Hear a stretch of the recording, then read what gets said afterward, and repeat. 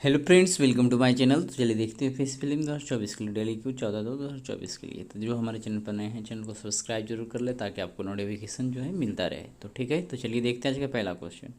तो आपको पहला क्वेश्चन यहाँ दिख रहा होगा कि Indian oil market outlook 2030 report हाल ही में निम्नलिखित में किसके द्वारा जारी की गई थी। तो ध्यान देना है कि आंसर हो जाएगा ऑप्शन ए, अंतर्राष्ट्रीय ऊर्जा एजेंसी के द्वारा ये जारी किया गया है। ठीक है, ऑप्शन ए। आइए थोड़ा देखते हैं इंडियन ऑयल मार्केट आउटलुक 2030। ठीक है, कर अंतर्राष्ट्रीय ऊर्जा एजेंसी ने Indian oil market outlook 2030 report जारी की है, जो इस बात पर प्रकाश डालती है कि वर्ष 2030 तक की अवधि में वैश्विक तेल बाजार में भारत की भूमिका कैसे विकसित हो सकती है। यह रिपोर्ट ऊर्जा परिवर्तन के रुझानों पर गौर करती है जो विभिन्न क्षेत्रों में तेल की मांग को प्रभावित कर सकते हैं, और ये परिवर्तन देश की ऊर्जा सुरक्षा को कैसे प्रभावित कर सकते हैं, इस पे विचार किया गया है। अतः विकल्प ए सही। आइए देखते हैं दूसरा। कर स्वामी दयानंद सरस्वती के संबंध में निम्नलिखित कथनों पर विचार कीजिए। कितने कथन सही है ये बताना है। कर उन्होंने वेदों की ओर लौटो का नारा दिया था, तो ये तो सही है। कर प्रथम आर्य समाज इकाई औपचारिक रूप से उनके द्वारा लाहौर में स्थापित की गई और बाद में इसका मुख्यालय मुंबई में स्थापित किया गया। तो ध्यान देना, औपचारिक रूप से जो है ये मुंबई में स्थापित किया गया और फिर इसके मुख्यालय को लाहौर हस्तांतरित कर दिया गया। तो इस कारण से ये गलत है। तो सही ढूंढना था ना, केवल एक, ऑप्शन ए करेक्ट हो जाएगा। चलिए देखते हैं इसका डिस्क्रिप्शन। स्वामी दयानंद सरस्वती। हाल ही में भारत के प्रधानमंत्री ने स्वामी दयानंद सरस्वती की 200वीं जयंती पर एक कार्यक्रम को संबोधित किया। स्वामी दयानंद सरस्वती का जन्म 12 फरवरी 1824 को टंकारा, गुजरात में हुआ था तथा उनका मूल्य नाम मूलशंकर तिवारी था। उन्हें वेदों से प्रेरणा ली और उन्हें भारत के युगीन शिला के रूप में देखा, जो हिंदू धर्म का अपरिहार्य तथा वास्तविक मूल कारक है। कर उन्होंने वेदों की ओर लौटने का नारा दिया था, कथन पहला सही है। पहले आर्य समाज इकाई औपचारिक रूप से स्वामी दयानंद सरस्वती द्वारा वर्ष 1875 में मुंबई में स्थापित किया गया था। ठीक है, और बाद में आर्य समाज का मुख्यालय लाहौर स्थापित किया गया। तो ये इम्पोर्टेंट पॉइंट है, इसको ध्यान में रख सकते हैं। तो कथन दूसरा सही नहीं है। चलिए देखते हैं आज का अगला क्वेश्चन। जल प्रदूषण निवारण और नियंत्रण संशोधन विधेयक 2024 के संदर्भ में निम्नलिखित कथनों पर विचार कीजिए। तो यह जल प्रदूषण से संबंधित छोटे मोटे अपराधों को अपराध की श्रेणी से बाहर करने, तकनीकी अथवा प्रक्रियात्मक खामियों के लिए कारावास की आशंकाओं को कम करने पर केंद्रित है। तो पहला कथन क्या है, सही है। करह यह केंद्र सरकार को राज्य प्रदूषण नियंत्रण बोर्ड के अध्यक्षों के नामांकन के लिए दिशा निर्देश निर्धारित करने का अधिकार देता है। तो दूसरा भी सही है। तो यहाँ पे दोनों सही, ऑप्शन सी करेक्ट हो जाएगा। ठीक है, जल प्रदूषण निवारण और नियंत्रण संशोधन विधेयक 2024 प्रमुख संशोधित उपबंध। कर छोटे अपराधों का गैर अपराधीकरण करना। इसका उद्देश्य तकनीकी अथवा प्रक्रियात्मक खामियों के लिए कारावास के शंकाओं को समाप्त करते हुए जल प्रदूषण से संबंधित छोटे अपराधों का गैर अपराधीकरण करना है।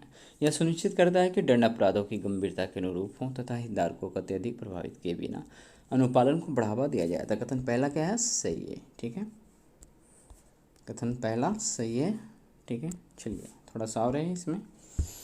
कर विशेष औद्योगिक संयंत्रों के लिए क्या छूट है। तो यह संशोधित विधेयक केंद्र सरकार को विशेष प्रकार के औद्योगिक संयंत्रों के लिए अतिरिक्त बिक्री केंद्र और निर्वहन के संबंध में धारा 25 में सूचीबद्ध कुछ वैधानिक प्रतिबंधों से छूट प्रदान करने का अधिकार देता है। कर इस प्रावधान का उद्देश्य नियामक प्रक्रियाओं को सुव्यवस्थित करना और निगरानी प्रयासों के दोहराव को कम करना तथा दक्षता को बढ़ावा देते हुए नियामक एजेंसियों पर अनावश्यक बोझ को कम करना है। उन्नत नियामक निरीक्षण, इसमें राज्यों में नियामक निरीक्षण तथा मानकीकरण को बढ़ाने के उपाय शामिल किए गए हैं। ठीक है, चलिए देखते हैं अगला क्वेश्चन।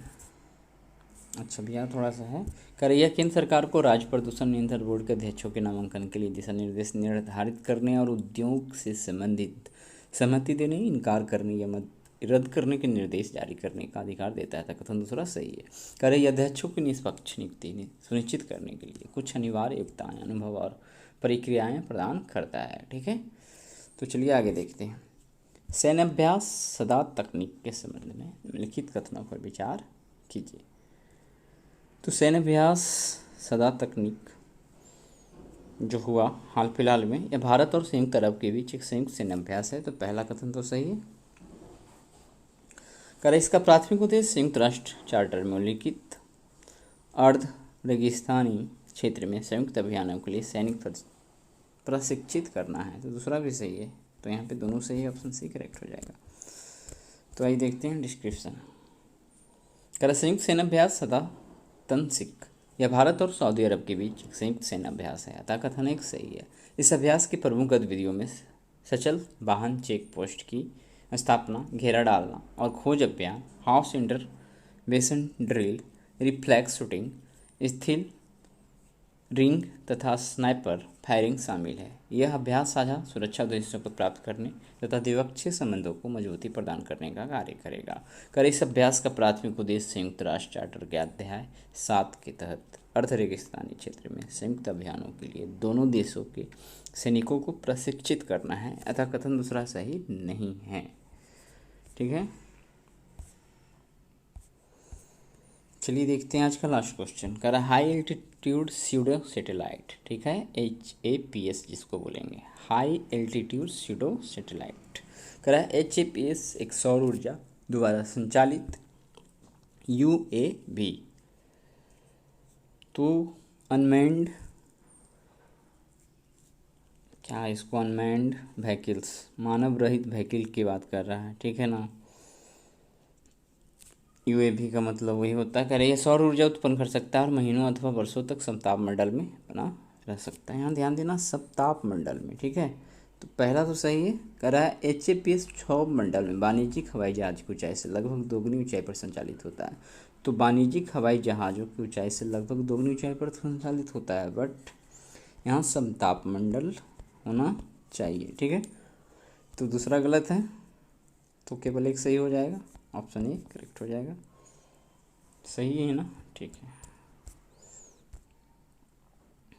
तो हाई एल्टीट्यूड स्यूडो सैटेलाइट करा HAPS एक सौर ऊर्जा द्वारा संचालित UAV है। यह सौर ऊर्जा उत्पन्न कर सकता है और महीनों अथवा वर्षों तक समताप मंडल में बना रह सकता है। अतः कथन एक सही है। कर HAPS को निरंतर अनुवीक्षण, संचार और विशेषज्ञ विज्ञान मिशनों के लिए डिजाइन किया गया है। HAPS प्रौद्योगिकी वर्तमान में विकास चरण में है और भारत द्वारा इसका सफल उड़ान परीक्षण किया गया है, जो इसे उन देशों में शामिल करती है जो वर्तमान में इस तकनीक का प्रयोग कर रहे हैं।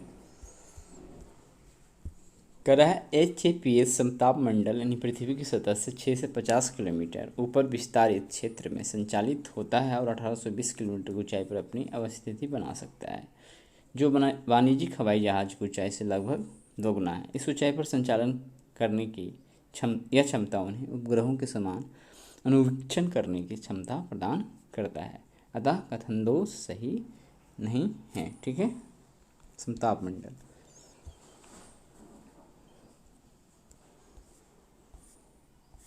तो आज हमने 5 क्वेश्चन देख लिया करंट अफेयर का। तो कल मिलते हैं फिर 5 क्वेश्चन के साथ। तो इसी प्रकार से हमारे चैनल पर बने रहे, वीडियो को देखते रहे। धन्यवाद।